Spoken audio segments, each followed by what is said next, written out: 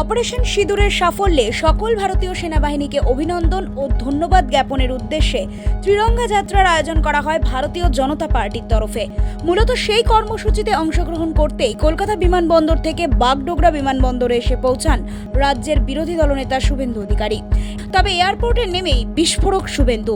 সাংবাদিকদের মুখোমুখি হয়ে একের পর এক রাজ্যের শাসক দলকে তীক্ষ্ণ কুণ্ঠাসার তীর শুভেন্দুর। শামশেরগঞ্জের ঘটনা প্রসঙ্গে তিনি জানান, অ্যাপ্লিকেন্ট আমি। ধুলিয়ান শামশেরগঞ্জ হিন্দুদের বাঁচানোর জন্য আমাকে হাইকোর্টেও যেতে হয়েছিল।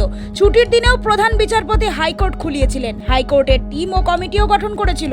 তাদের রিপোর্টে পরিষ্কার সত্যটা উঠে এসেছে। পাশাপাশি রাজ্য পুলিশদের তীব্র কটাক্ষ করেন তিনি। অন্যদিকে শামশেরগঞ্জের সমস্তটাই ধূলিসাৎ করে দেওয়া হয়েছে আগুন ধরিয়ে। তার সম্পূর্ণ দায় রাজ্যের শাসক দলের প্রতিনিধি মমতার দিকে আঙুল শুভেন্দুর। প্রথম কথা হচ্ছে অ্যাপ্লিকেন্ট আমি। মহামান্য প্রধান বিচারপতি ছুটির দিনে কলকাতা হাইকোর্ট খুলিয়েছিলেন। অনারেবল জাস্টিস সৌমেন সেন সহ দুজন জাজের বেঞ্চ তৈরি করে দিয়েছিলেন এবং অ্যাপ্লিকেন্টটা হচ্ছে LOP West Bengal.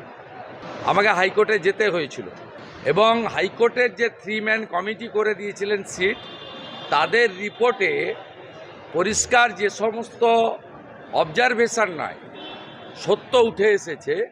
It's a very alarming for West Bengal. Police 4 ঘন্টা ধরে পীড়িতদের ফোন ধরেনি।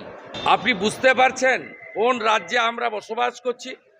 তৃণমূলের নেতা মেহবুব আলম এবং এমএলএর লিডারশিপে দাঙ্গা সংগঠিত হয়েছে।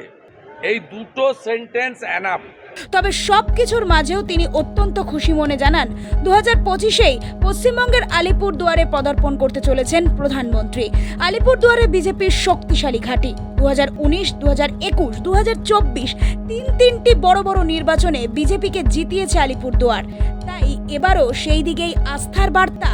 প্রধানমন্ত্রীর কি হতে পারে তা নিয়ে রাজ্যবাসী মুখিয়ে আছে, এমনটাই উদ্ধৃত করলেন বিরোধী দলনেতা।